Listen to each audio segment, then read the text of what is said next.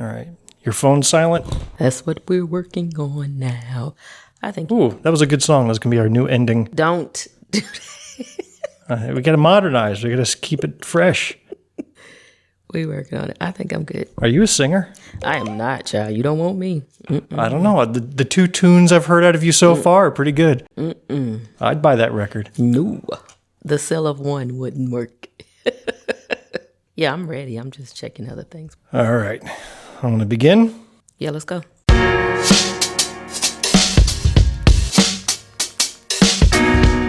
Welcome to episode 26 of Black, White, and Blue in the South, a podcast discussing Democratic politics with a Southern flair. I'm Bill Kimler. I'm Jumelle Brooks. And we're coming to you from Greenwood, South Carolina, a little red county in a very red state. If you like what you hear in this episode, please leave a rating and a review. Tell your friends about us, follow us on social media, or better yet, somebody get our South Carolina treasurer, Mr. Magoo Curtis Loftus, a pair of strong reading glasses because somehow he didn't know or forgot about $1.8 billion of our money that was sitting in a bank account where it didn't belong, just collecting dust.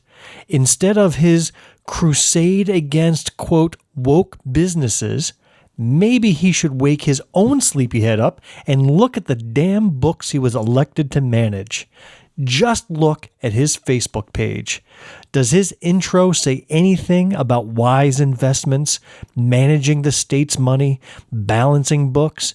No. It only says, quote, if you're fed up with the woke tyranny, follow this page. I believe in freedom, not oppression. Quote. This is what you get when you chase ideology instead of competency, folks. South Carolina, for how long are you going to stand for this nonsense?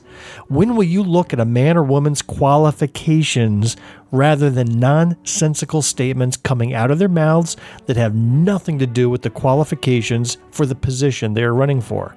Curtis Loftus was unqualified for this job as treasurer from day one. He had been fired from 2 state jobs previously. He's a conspiracy theorist nut job who has ranted about microchips and toxic vaccines. Well, South Carolina, you voted him into office, and now what? $1.8 billion of forgotten money? There are 5 million residents in our state. That's $360 for every man, woman, and child lost. If someone misplaced $360 of your money, you'd be mad. How about $1.8 billion? Time to resign, Mr. Loftus. Resign and let someone qualified for that job take your spot. You can always drop us a note at blackwhiteblueinthesouth@gmail.com. Send us your comments, questions, and topic ideas. You can find us on Facebook, YouTube, Instagram, Twitter, TikTok, Threads, and even Mastodon. We have a Linktree page that can connect you to everything, so look at those show notes where we'll have that and links to all material mentioned in today's episode. And speaking of today's episode, we learned something about the podcasting world recently, namely that you can lift an entire episode of someone else's show and then broadcast it as your own. A few weeks back, our sibling show, the All About Nothing podcast, republished a pair of our episodes that covered the assault on transgender youth in our state, and now they're about to pass a bill that would ban life-saving medical and mental health care for them. It was a gut-wrenching pair of episodes to produce, and we're grateful to Barrett Gruber, host of the All About Nothing podcast, for sharing them with his audience. So, it's only fair that we steal an episode of his, one in which he interviewed Dr. Jumelle Brooks and myself a while back, and we're going to broadcast it as if it were our own material. I'm going to sit back now, press the play button, and take full credit for the audio magic you are about to hear. A word of caution, however.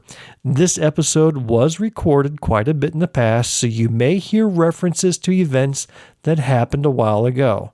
Things like the invention of the phonograph, the introduction of the Charleston dance that swept the nation, and the shocking assassination of President McKinley.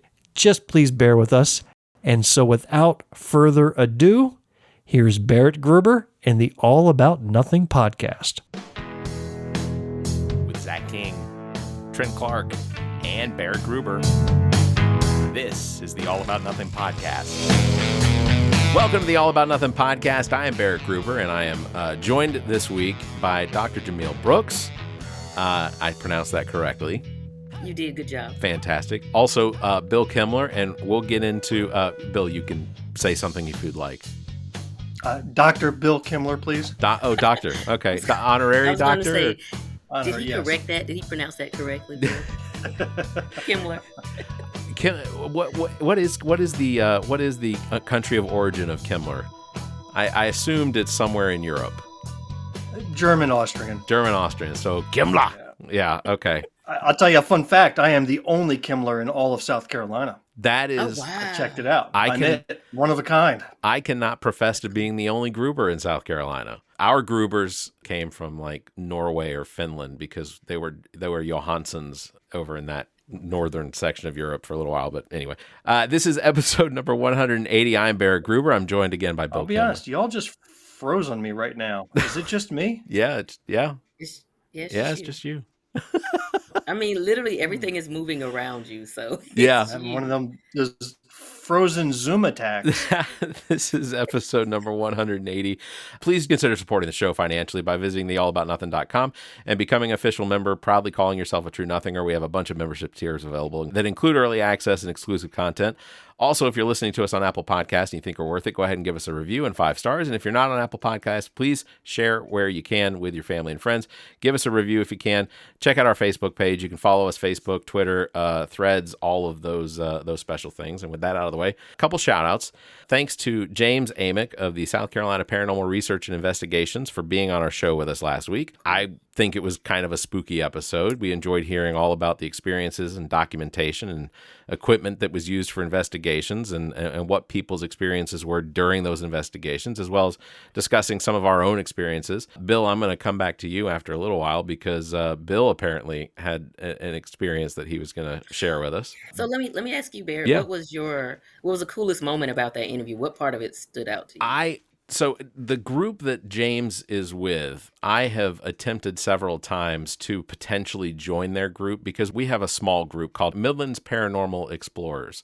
And we don't do it very often, but we have been given we have been requested at a couple locations to go out and do investigations. Their group has a more consistency to the investigations they do. It sounds like they do them fairly often, whether it's every Saturday or a couple times a month. But the coolest thing about the interview was him acknowledging that, one, he's a skeptic. And his skepticism is what really drives him to do these investigations, because I consider myself a skeptic. I don't necessarily believe that every bump in the dark is paranormally Listen, Barrett, related. I listened to your show. There were no skeptics in that room.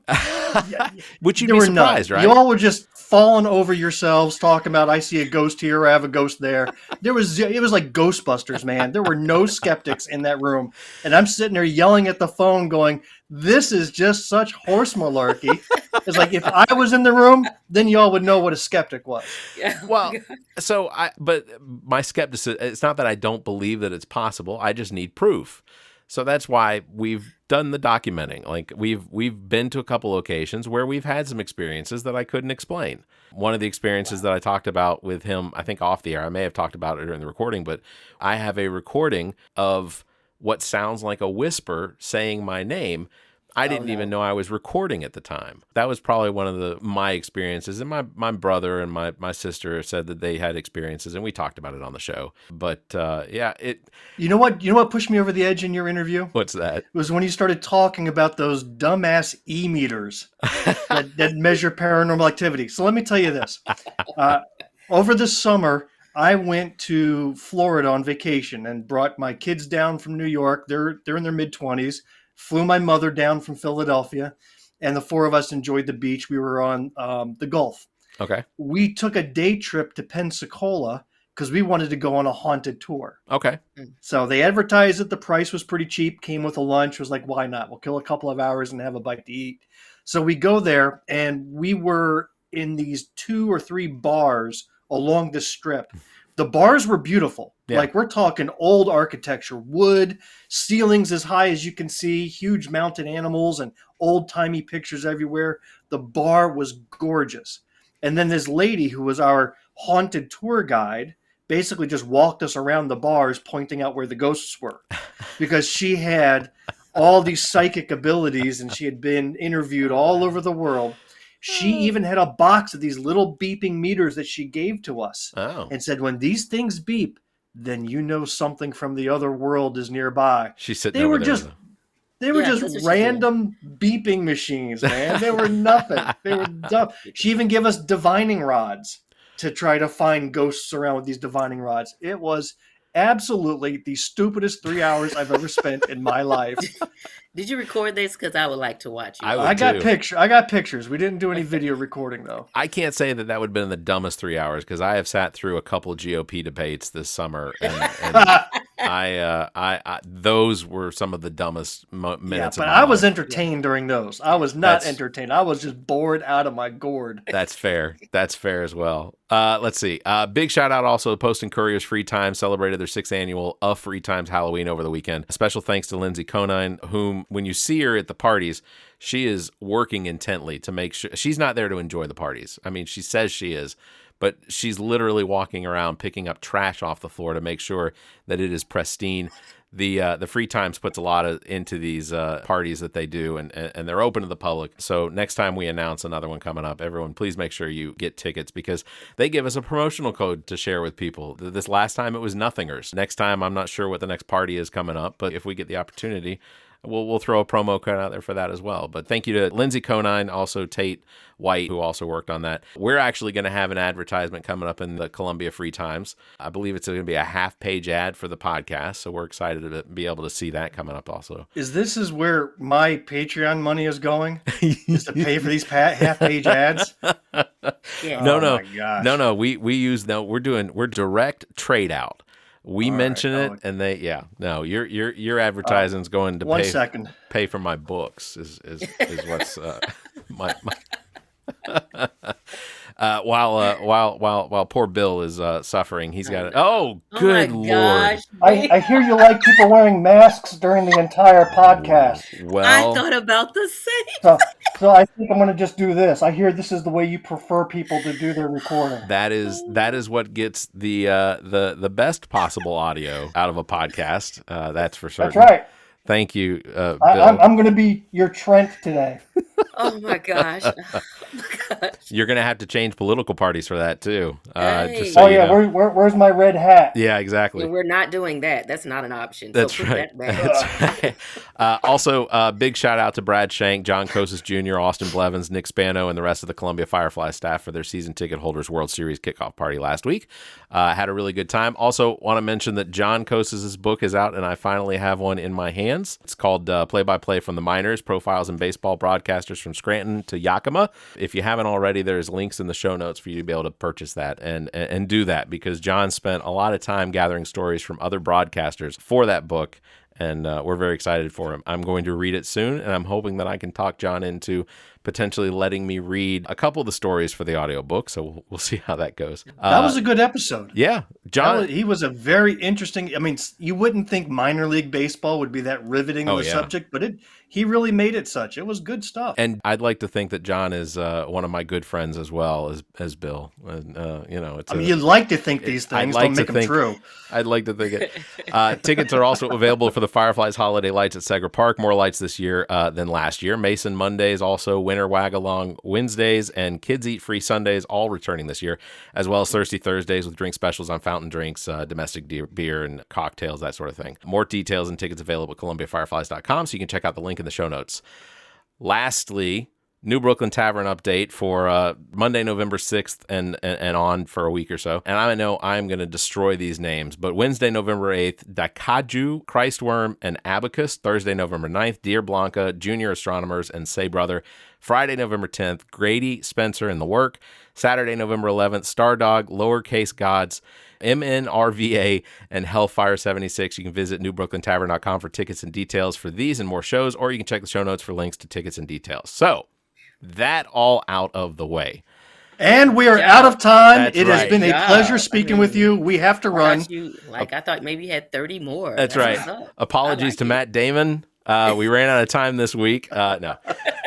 My guests this week are the hosts of the podcast Black, White, and Blue in the South. And after an announcement on their podcast a couple weeks ago, both candidates for their respective districts for the South Carolina State House of Representatives, Democratic candidate for House District 12, Dr. Jumelle Brooks, and Democratic candidate for the House District 13, Bill Kimler. This has been a big year for both of you, right? To say the least, yeah. I mean, our listeners got to know Bill during his candidacy a couple years ago. And Dr. Jumelle... Actually, it was just last year. No, was it?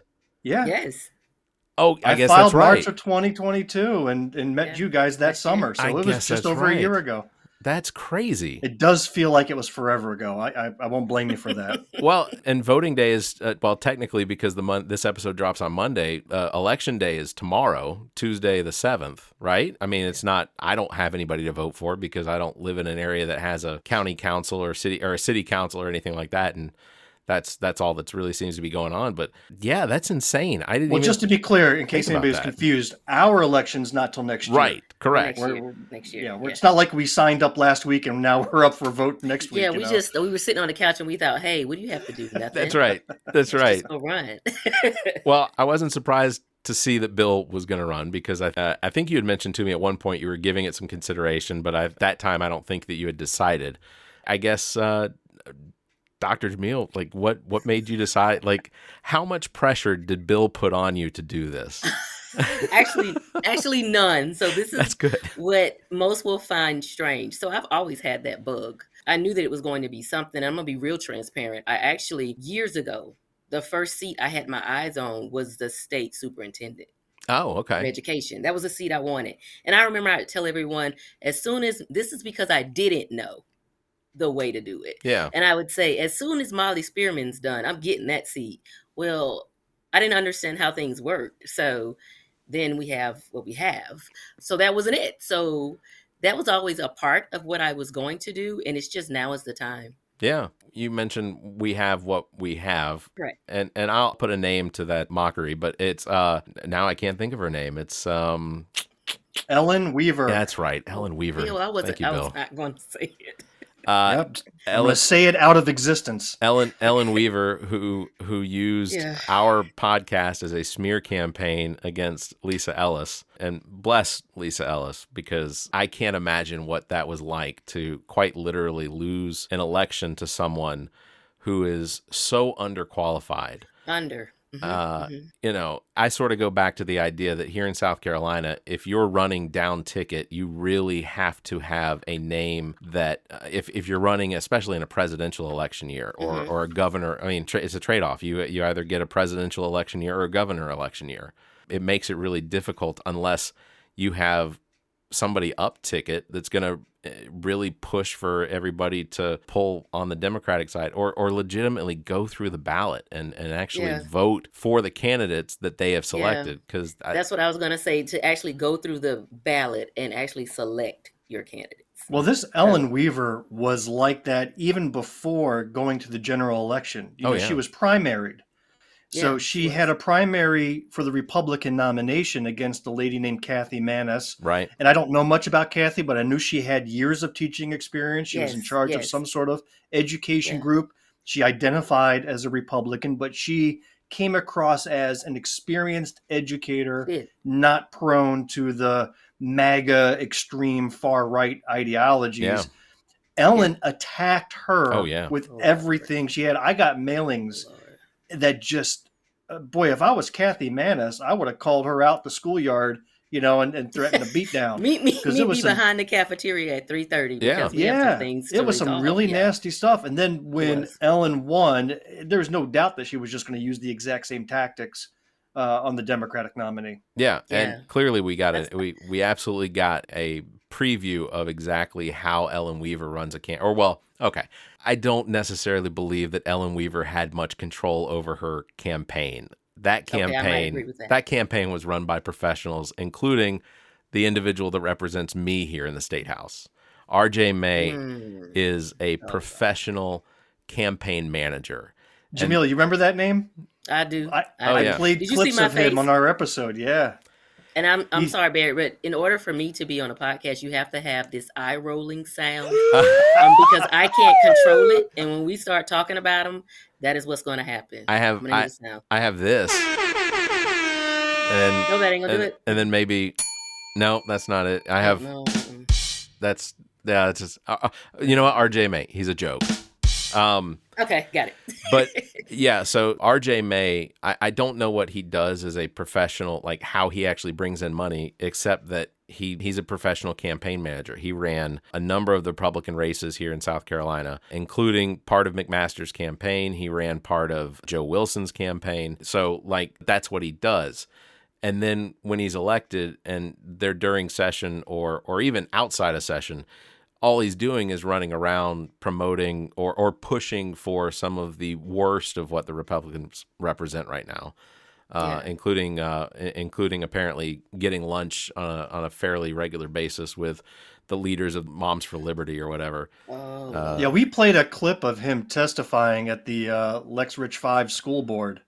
Oh, yeah. And he just went on a 3-minute word salad that you sit there and slow it down and analyze it. He made zero sense. Yeah. None of He's those saying words nothing. matched. He's saying He got everything wrong. He was just pulling words out of a bucket and slapping it a up whole on the bunch wall. of nothing. Yeah.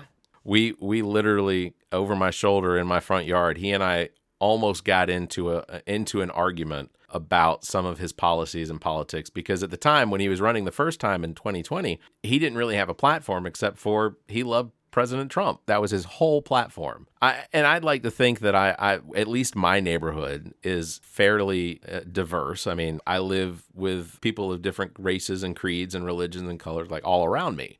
And I would like to think that my neighborhood was probably the holdout as far as like the number of votes that he potentially didn't get. But I think people in my neighborhood still disappointed me. So, Dr. Jumelle, congratulations on your candidacy. Bill as well, Thank your you. candidacy. It's very exciting that you guys are running again. And I have privately, I have professed that I think Bill is one of the greatest minds as far as what South Carolina Democratic politics has to offer, because and Bill, don't chime in yet, but but when it comes to understanding and knowing a lot of what's going on, Bill, I turn to you for information sometimes. Yeah. Because He's a great resource. yeah, if I don't understand where to stand on something, I can ask Bill and he'll explain it, not necessarily to sway me one way or the other, but Correct. Yeah. but Bill will give me the information that I need in order for me to form my own opinion about it, and that way I understand exactly why I don't agree with something or why I do. So, Bill, you running again is very exciting, and I'm hoping that people will be so turned off at the idea that a convicted felon in Donald Trump would be president that maybe they won't just pull a Republican. Whatever, they don't pull a lever anymore. It's not that's not the way it does.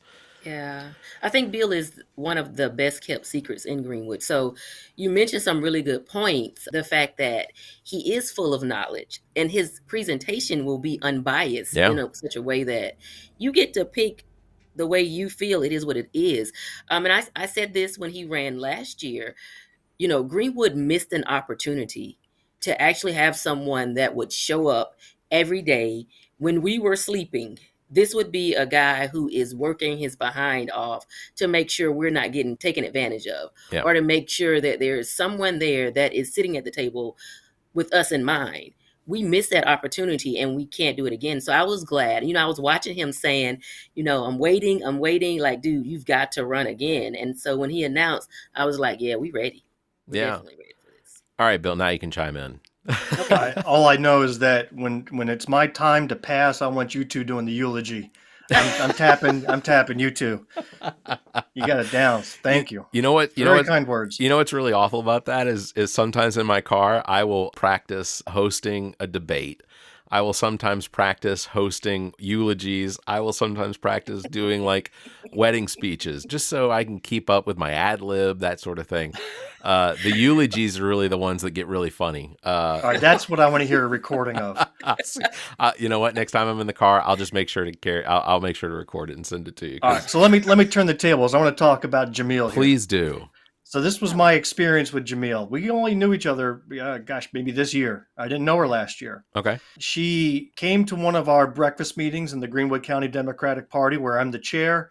She attended one. She approached me afterwards, and she was very delightful, very pleasant. She says, I was thinking about maybe getting involved, and you were actually asking, hey, you were interested in running for first vice chair of the Greenwood County Democratic Party. And at the time, our current vice chair said he wasn't going to run again. He wanted to step down, older man.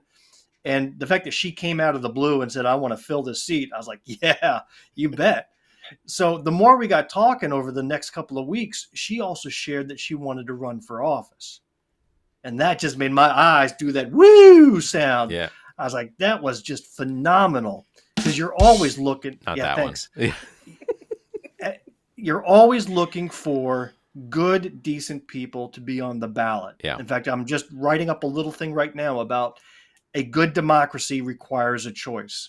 Doesn't mean you're always going to win, but boy, when I show up to cast that vote, even if it's with a long shot, I want there to be a name to choose from. Yeah. Mm-hmm. And I just, even if it's just a Democratic name, I don't like it. I want a choice. I want to see at least two people and make an election an election. Yeah. That's what our country's supposed to be about. Yes. Oh, you did good with that. Mm-hmm. Yeah. And I agree completely, because one of the things I think that really bugs me about my district is the fact that I know that no one is going to run against RJ May. And Bill and I have talked about this, that I think that the only way to really campaign against some of these Republicans that are so ingrained in their districts, or they have as much money as they have available for their elections, I would almost have to consider running as a Republican, just because that's the only way that he could potentially have to spend his money right campaign. now. Yeah. I take exception to that line of thought. And I hear you, and it's a reality that many people talk about in our current environment. Yeah.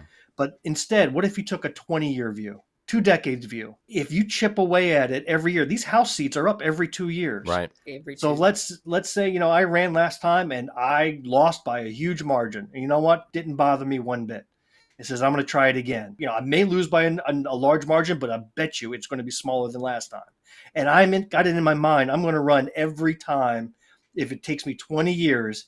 Eventually, this guy's going to pass away from old age or get bored and moved on. But by that time, you start to build up that network. You start to build up that reputation.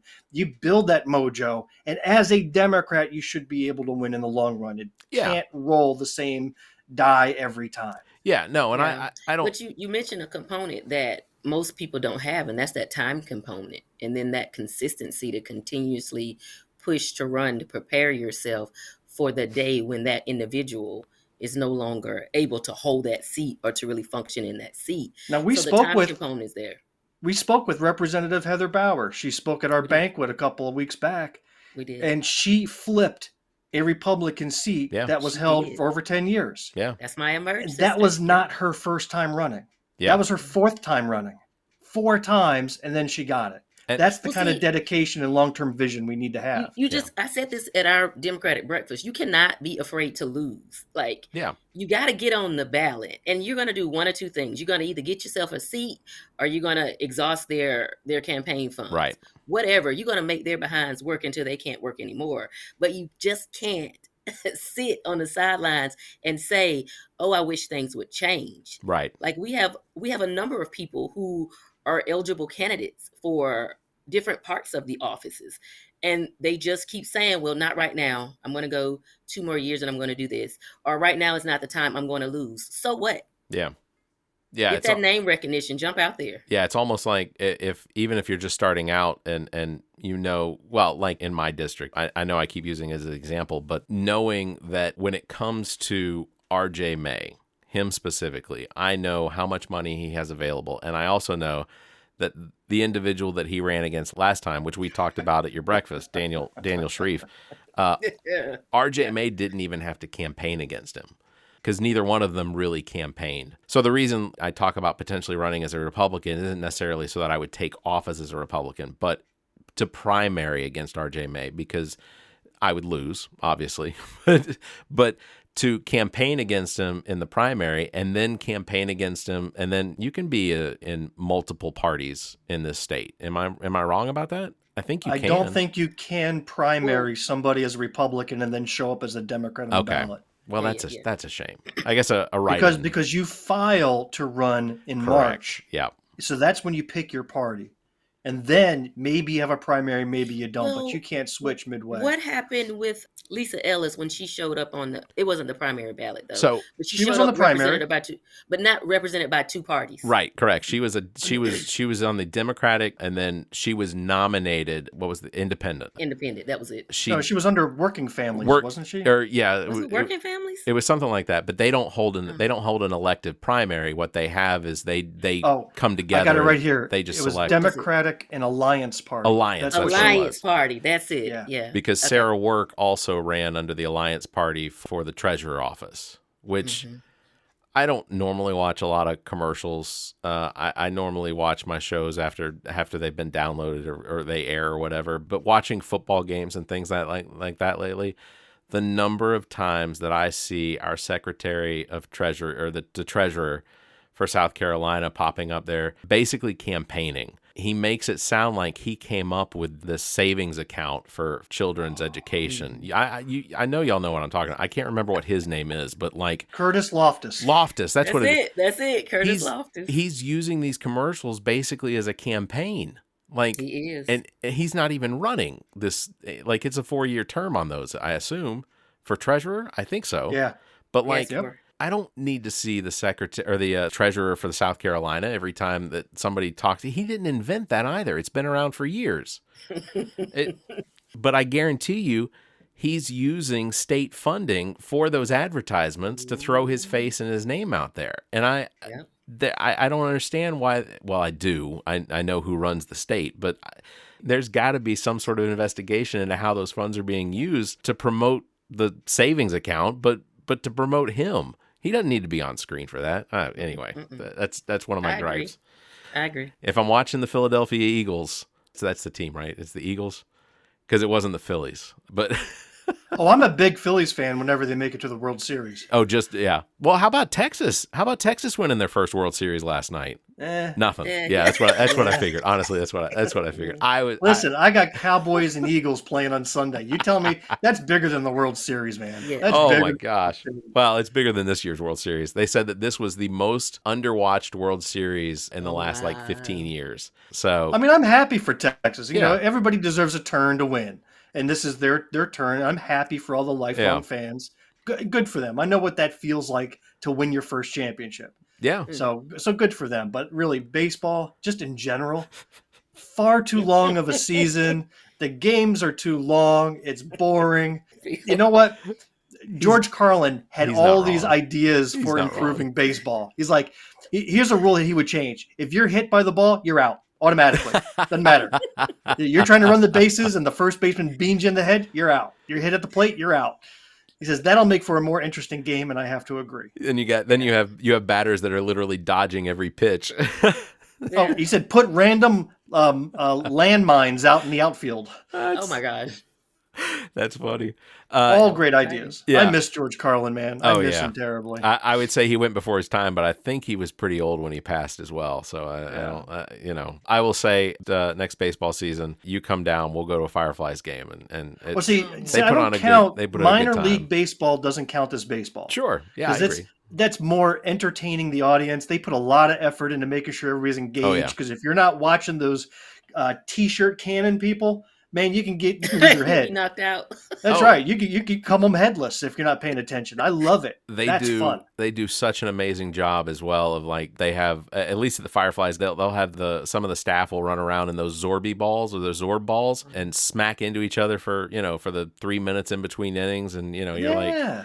There's got to be a concussion or two out there somewhere. Oh, it's a date, man. I'm there. I haven't seen a Firefly game yet, and I want to go. They're a good time. We're going to take a real quick break, but before we take that break, Dr. Mill, I wanted to ask, we know about a lot of Bill's background from him being on the show. What are your experiences as far as what it is that you would bring to the office for District 12 State House? So in South Carolina, the areas that are most prominent or that need the most attention would be areas of healthcare, education, and just a little bit of the technology background. Okay. So what would I bring? I mean, that's over maybe almost 20 years of being in education and in the healthcare realm combined. So what am I going to bring? It's a background full of policies. And it's funny, but my doctorate, which I did not get for education, by Okay. the way, the doctorate is in health administration with emphasis in policies and advocacy. So if it's a policy, I'm checking one thing. So everyone in District 12 might as well know. And I'm putting everybody on alert. I'm reading that policy. Does that policy represent the individuals in 12? And because Bill is going to be beside me, does it represent the individuals in 13? And if it doesn't, then we've got to go back to the drawing board and consider individuals to make sure that it does represent that. From the healthcare standpoint, just making sure background has taught me enough, and I still teach in healthcare to this day at the university level. It just gives me the opportunity to continue to stay abreast of those policies and to make sure that individuals have access to the services that they need. Don't just throw up these organizations, but can we get people from rural areas to these appointments so that they can maintain and take more accountability of maintaining a healthy life? So we want to work to develop policies that will empower our citizens to be healthier. Gotcha. And then education. I'm not budging off of education. And I need everybody to understand that South Carolina placing where it places every year is a complete and utter insult to the educators that work very hard every day. We have some very intelligent educators that pour so much into these children, and I'm one of them in the public school system. And I know that by having a conversation with the educators, we can figure out what it takes to improve South Carolina. And that is the voice that I will be for the educators. Okay. You know what else Jumelle brings? What? She brings a paddle. Look in that background. She's got a Delta Sigma Theta paddle. She's going to be taking that to the State House and whacking people over the head if they're not on board with her plans. I love Hey, it. we're based. We are going to always have a social action hat put on. So all I know is that everybody's going to have to do right or get left. Look, I'll just That's the say plan. this. Dr. Jumelle and I are about the same age. We're very, very close in age. And I remember when those paddles were actually used. We're not using them. No. There's an initiation story somewhere in there, right, Jumelle? No. This is for her maybe, but this was No, not for absolutely me. this was absolutely when I was in elementary school in Atlanta. They still used corporal punishment. They'd have to get approval from the parents, but we had corporal punishment. I had a vice principal who had a paddle that was about the same size as the one behind you, but she had her husband drill holes through it for aerodynamics. So that she could get just enough, but yeah. So Oh wow. But yeah, let me go on the record and say if it has those letters on it, it's just for decoration purposes, just to display. So then that's my last question before the break. What letters are appropriate on a paddle used for corporal punishment? I don't have an answer to that one. There's SOS. Yeah, or I was gonna say there's a shop in Amsterdam that absolutely probably has the appropriate letters on a paddle somewhere. All right. Let's take a quick break. When we come back, I think, Bill, did you say that you had a little game you wanted to play with us? Did you put that together? No. Okay, that's all right. Gosh, That's Bill. all right. Okay. Well, I do have some topics about recent politics and decisions and things like that. So we will talk about that after the break. This is the All About Nothing podcast. I'm here with Bill Kemmler and Dr. Jumelle Brooks. So we'll be right back. All right, welcome back to the All About Nothing podcast. I'm here with Dr. Jumelle Brooks, who is a candidate for District 12, South Carolina House, as well as Mr. Bill Kemmler. I'm sorry, I can't apply the doctor name to you. Although, You know what? I have 2 master's degrees, so you can call me Master. I feel like that is inappropriate in this state. It actually might win me some votes. Come on, That man. is entirely possible right. too. You're right. You're right. So we're here discussing. We've been discussing their candidacy and what we all think between the three of us makes the two of them appropriate to run for state house here in South Carolina and how well they're going to represent their districts. But of course, if you listen to the podcast, you know that sometimes we come up with some of the current events that are going on. And I guess the first one I want to bring up is the fact that Mike Pence has already dropped out of the running for the Republican nominee for president. Why is that? Let me first put some context here. I want to put a plug in. Jumelle please. and I have our own podcast. Well, yeah, of Black, course. White, Blue in the South. And I know you mentioned it at the top of the hour, but that was like 100 years ago. So I need to refresh everybody's minds. Black, White, Blue in the South, where Jumelle and I take between 35 to 50 minutes and we go through a series of topics just like we're about to do here. So tune in for our weekly podcast. Drops every Wednesday morning. We just dropped our 14th episode. And we're very proud of it. It's really good show, and it's not one of those shows that you listen to and you're like, all right, am I just listening to it to get through it, or am I listening to it? No, legitimately, it's entertaining. It's informational, and mostly it's informational, but it's delivered in such an entertaining way. And I know a lot of people that listen to it. I think, you were recently announced how many unique listeners have downloaded over the course of the episodes? Yeah, we did on one. Was that 3 Yeah. something? We were at 3 something. You know what? I have no idea if these metrics are any good, if we're just flailing or if we're actually growing. But every week that number seems to go up. So I'll take that as a good sign. I am going to pull It's really tough to break through. Yeah, no, that's a fact. So just to compare, I won't compare it to this show because this show is, no, as far as like individual listeners, all time unique listeners, it looks like almost 400. That's cool. Over the course of only 14 episodes. I think that's fantastic. I think What the Pod is maybe in the thousands, as far as unique listeners, but that one has a very niche audience. Okay. Thanks, Bill. You made a face. I'm in that niche, man. I love it.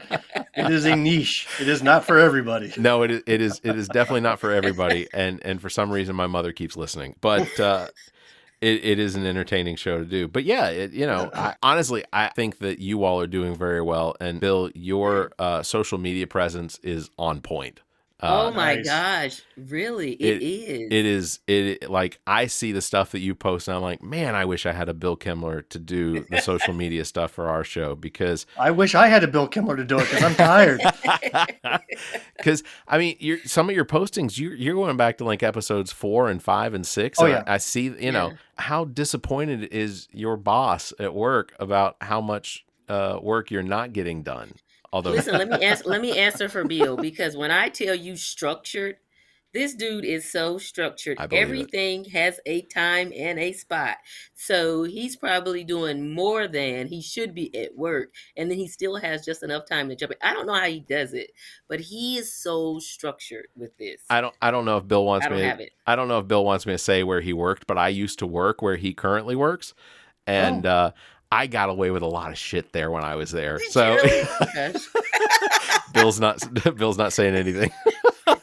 Next question. Well, no, please. Next question. honestly is that I do have to separate out work from other Yeah. activities, and I keep a very fine line between the two because I've got multi-million-dollar budgets I'm responsible for. So there isn't an opportunity for me to be lax and get away with stuff. Things need to get done. Yeah. Otherwise we lose a lot. So, Yeah. but Jameel's right. I do keep a very structured life in all my activities because I find that if I'm not, then I can't get that stuff done. Sure. And I'm always looking for the fastest way to do something. Yeah. So you had even asked me, Barrett, if I had a piece of software that I load up all these things in advance and push them out.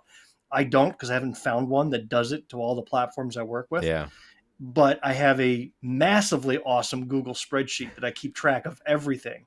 And literally it's just maybe 10 minutes of copy and paste. And I've just uploaded 10 different things across 10 different social media accounts in 10 minutes. Yeah. So it really takes no time at all. I am very appreciative of the fact that LinkedIn, Facebook, and Twitter and Instagram all allow for me to schedule those postings out, because once I finish an episode, it's fresh in my mind. I know what we talked about, so I can go ahead and create a post and it'll drop at the same time the episode drops. But like, if I want to go back and post something or create a post just to get more numbers out to a particular episode, I won't remember what it was we talked about. And I rarely go back and listen to the episodes. So like somebody will fact check me on something and they'll say, oh, in last week's episode, you said something about something, but that's not really right. You were wrong about that. And I'll just go, yeah, well, thanks for listening. Well, I don't know about you, Jamil. I listen to each one of our episodes at least 5 times. Do Oh you no, really? not And five, not yeah, I five mean, pills. part of it's during the editing process, but even after Oh well, it's you have done, to. I Yeah, listen to it multiple times. And you know yeah. what? I still am entertained by it because you could not have a better podcast partner than this lady right I here. believe it. Yay, That's the Bill and secret. I mean, Jamil. she brings out such enthusiasm, such comedy. She is a hilarious woman. She is hilarious. Very It quick. just even the facial expressions alone. That's what That's gets why me. during our first few episodes, I'm looking at her. I'm like, people are missing out on her face. You know, me, I'm nothing to look at. But when you see her facial responses, and she's doing a lot of, oh my, whoa, like, oh, you know, just her whole body moves. I was like, I got to get a camera up in this. And so I think around episode And he did. 8, put a camera up, put some lighting up, and now we Yeah. put it all on camera because that is just too precious not to share. I can go back to an episode that Bill was on the phone where he was telling us about how he was doing his GQ modeling or his shirtless modeling, and so I Well, know. hold on. Let's give the context. He's got this partner named Zach. He's my frenemy, and Zach made a comment.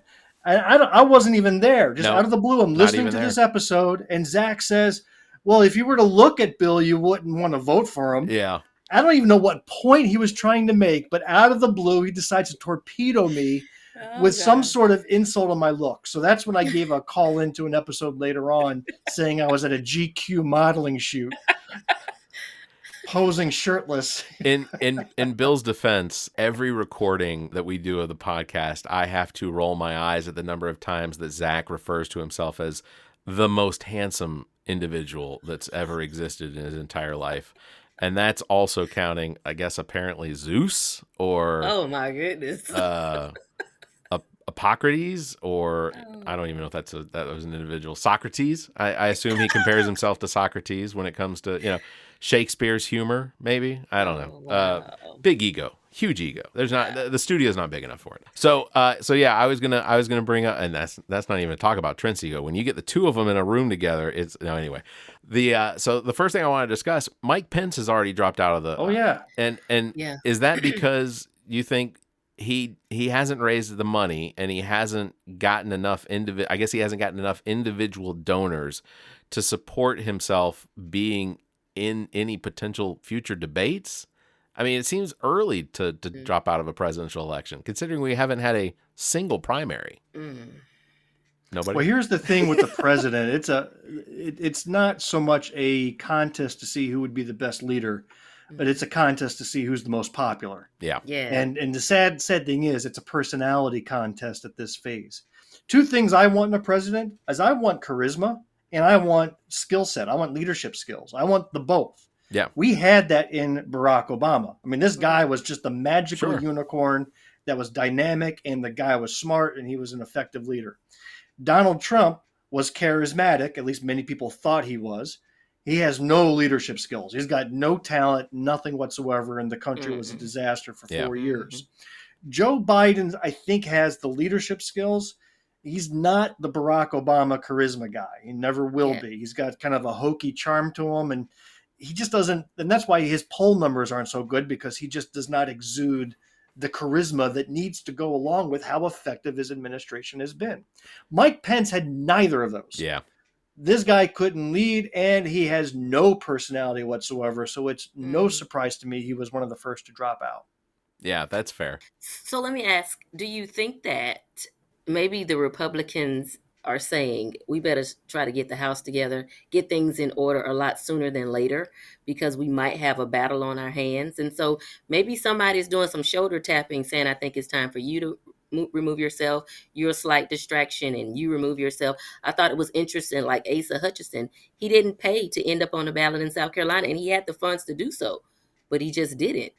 That's So interesting. I'm wondering. Yeah, nobody tapped Mike Pence on the shoulder other than the bankers saying, dude, you're out of money. Buddy, pay up. Zero. And he had no money, so he had no choice but to drop out. If he had the funds, he would still be in it, because he's delusional, thinking that he's the guy. even though he only draws But- 20, 30 people at an Yeah, but appearance. he's Yeah. tainted he thought he was because the he was guy. with Trump. He was tainted from the beginning. That was a bad idea.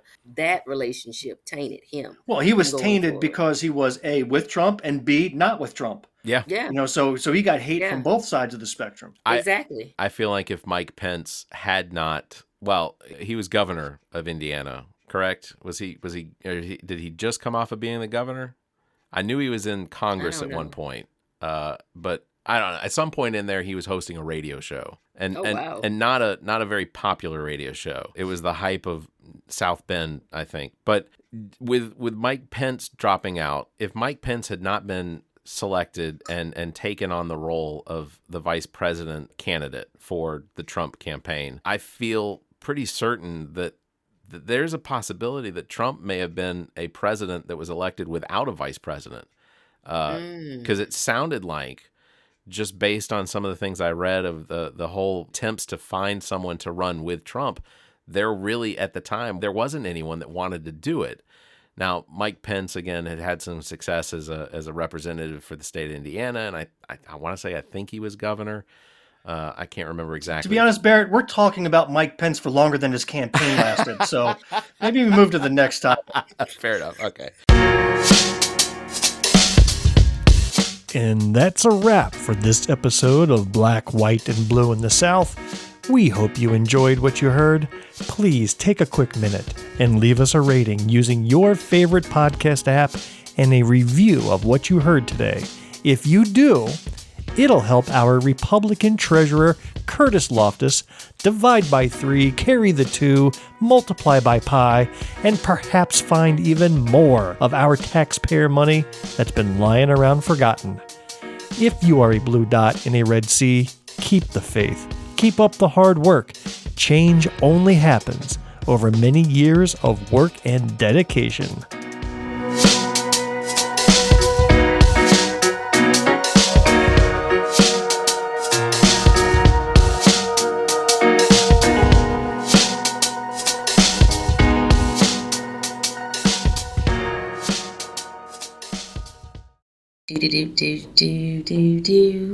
The end. The preceding podcast is a product of Big Media and copyright 2024, all rights reserved.